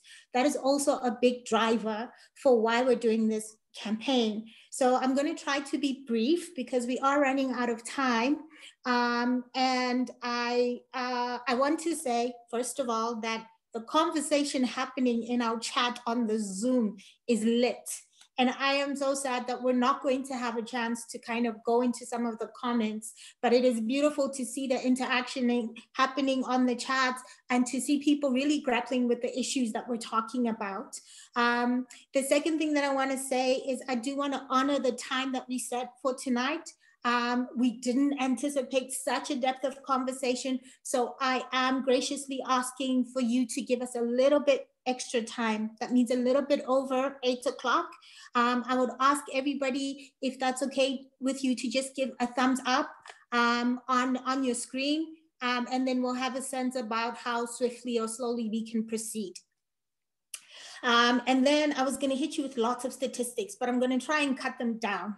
There's a big why. And the big why is that women are the backbone of development globally. We know that. We know that women invest in education. We know that women invest in food security. We know that women invest in their children. We know that women make sure that there's a home for their children. That's the big why. And for them to be able to do that, they need economic empowerment. They need to keep their jobs. It's as simple as that. So the developmental why is because we know that women are the ones who are taking us forward as a society. We need to keep money in their pockets. There's a smaller why. And the secondary why is that if we can't ensure that women are keeping their jobs, it means that we're not ensuring that all of these other things are happening. You know, we already knew before coming into COVID-19, there'd been a McKinsey study. We already knew that gender parity was not existing and it was affecting our economy globally.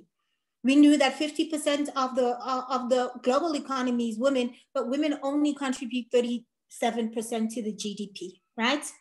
We already knew that women are doing 75% of unpaid care work.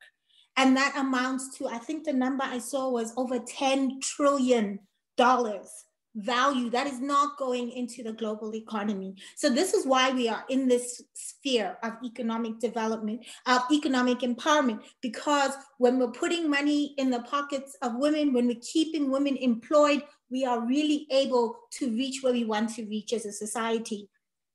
There are many other things we knew. We knew that, and when I say we knew, I'm talking about pre-COVID. We knew that women are facing high incidence of intimate partner violence, statistics as high as 30%. We knew that women don't have enough financial access, women don't have enough digital access. And so we already knew that if we want to grow socially and globally, we have to enable women to be in the workplace and to thrive in the workplace. So it's not just entering, it's entering and being able to live and thrive and grow in the workplace. We already knew that before COVID-19 started. Here's what COVID-19 did for us. It showed us that women are very vulnerable in the workplace. That's the first thing we got really clearly. Statistics show that women are 2 times more likely to lose their jobs. Statistics show that women are the most vulnerable because they are in the informal economy, they are part-time workers, they are gig workers.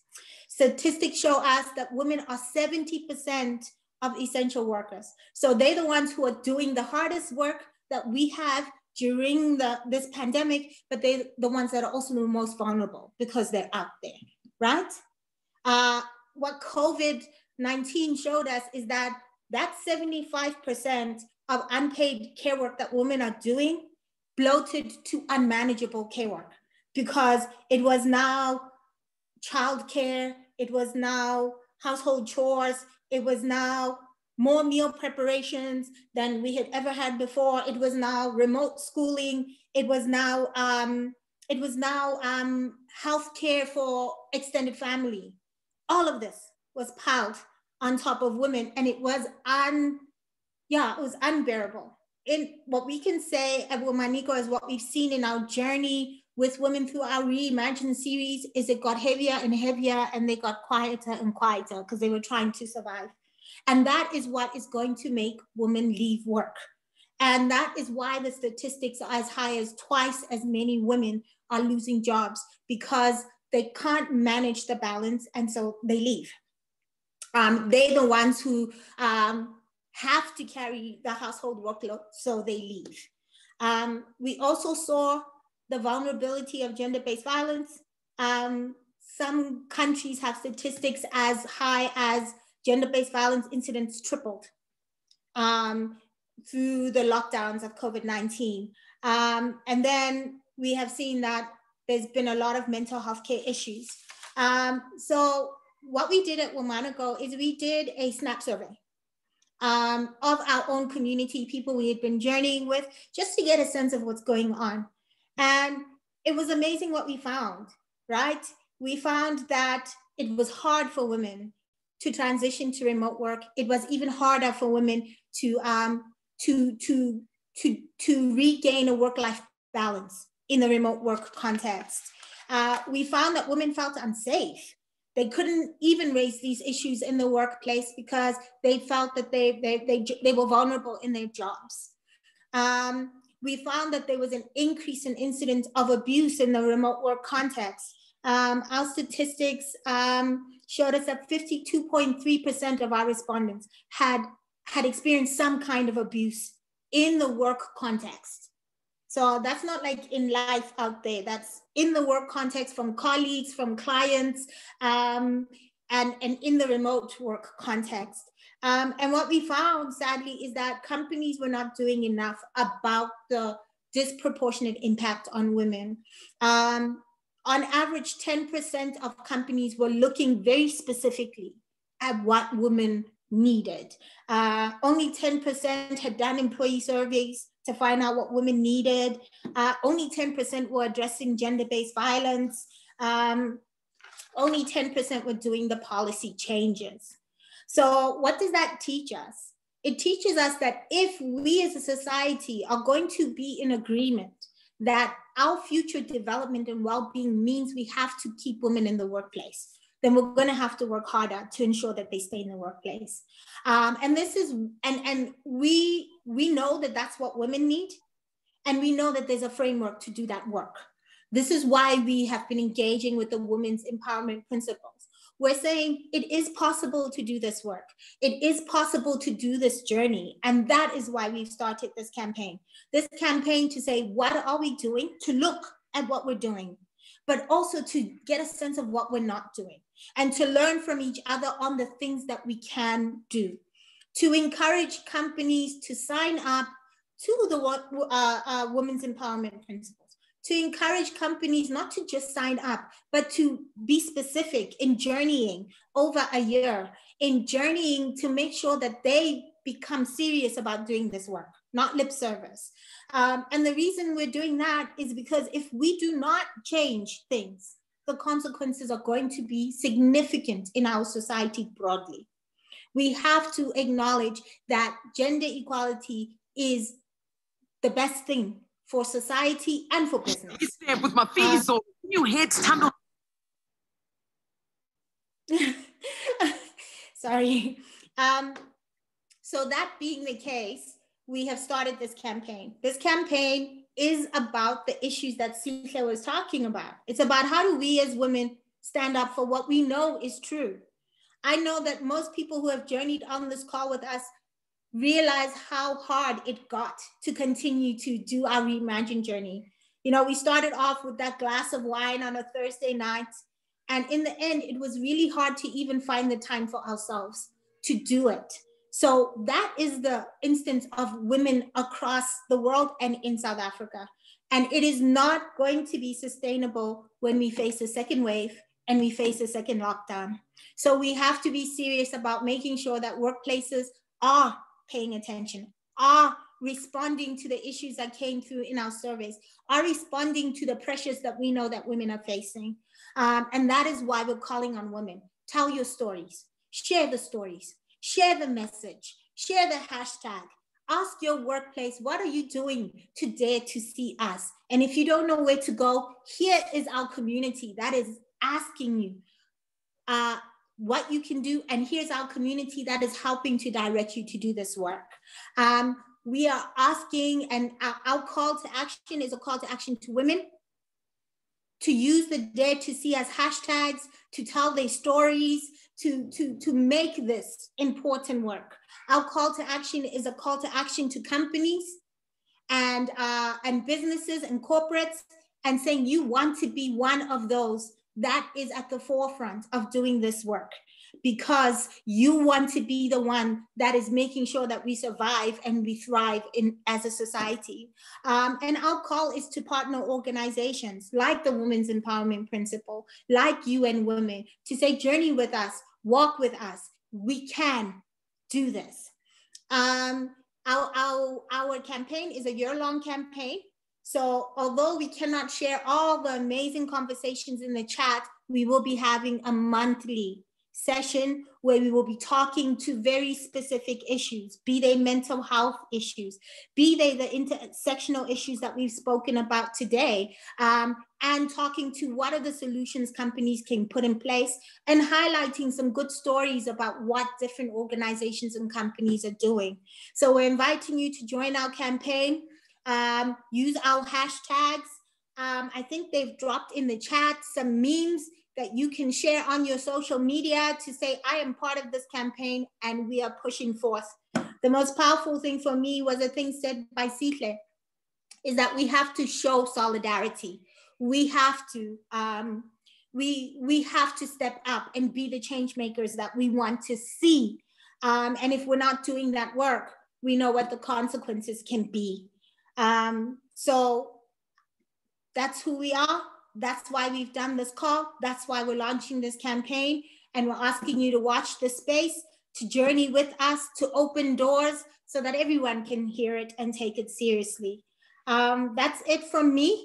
I know I've been very fast, but I do want to honor the time that we asked of you. So I'm going to hand over to Thembela and say to everybody, we see the comments in the chat, and we will respond to everybody as best we can privately.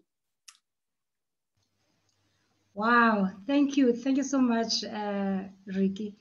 When we started, we bribed you and we tried to encourage you to share and to post on social media. So we have a winner. Let me see if she's still here. Michelle Dowsas. Look at her. She is so shocked. I want to show you what we are giving you for doing that great work for us.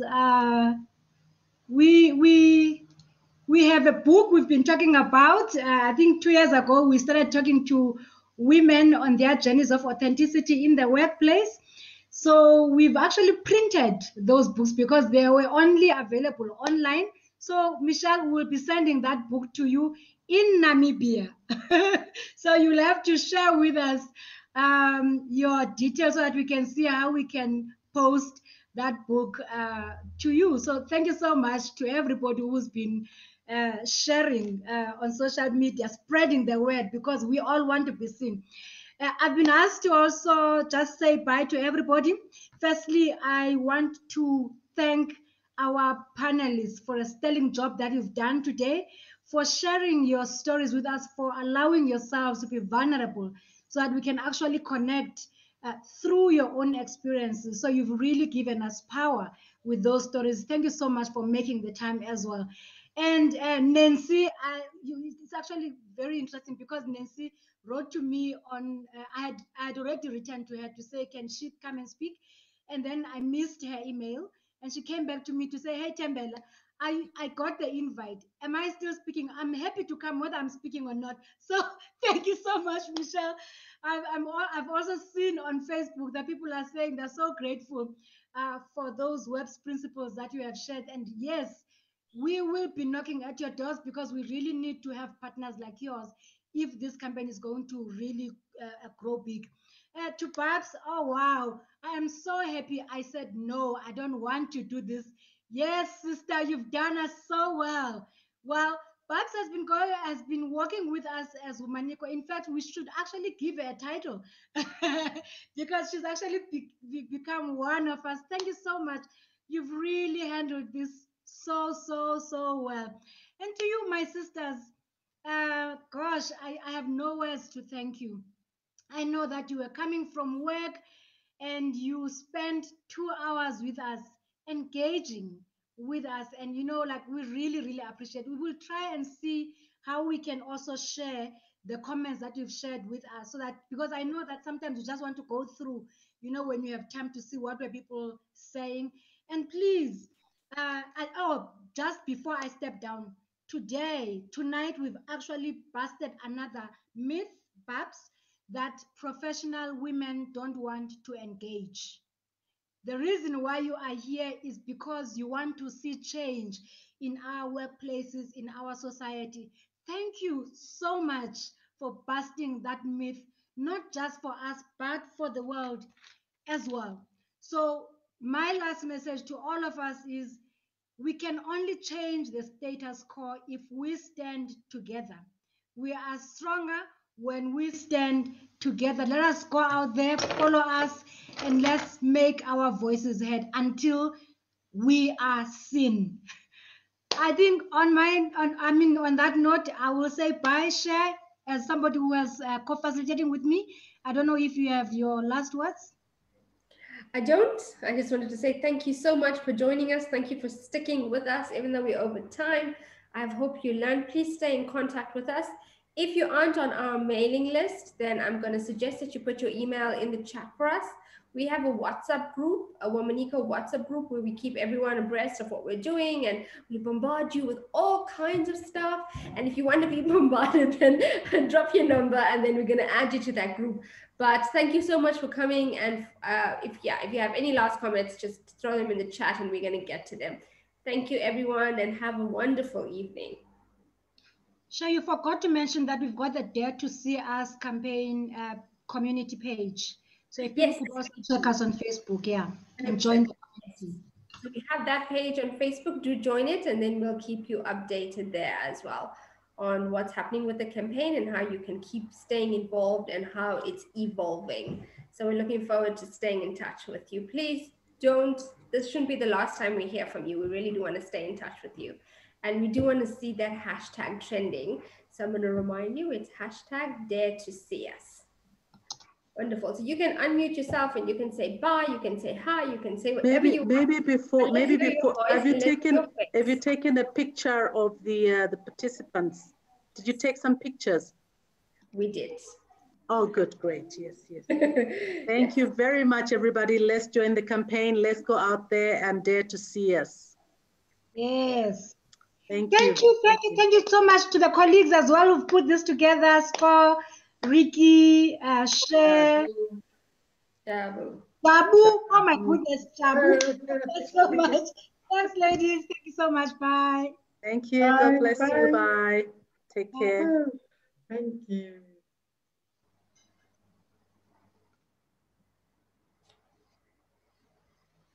You can say bye, you too, Semi.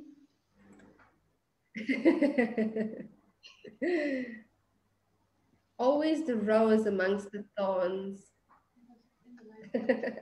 Oh, sorry, I must. Bye. Bye. End the recording. Are we off the recording?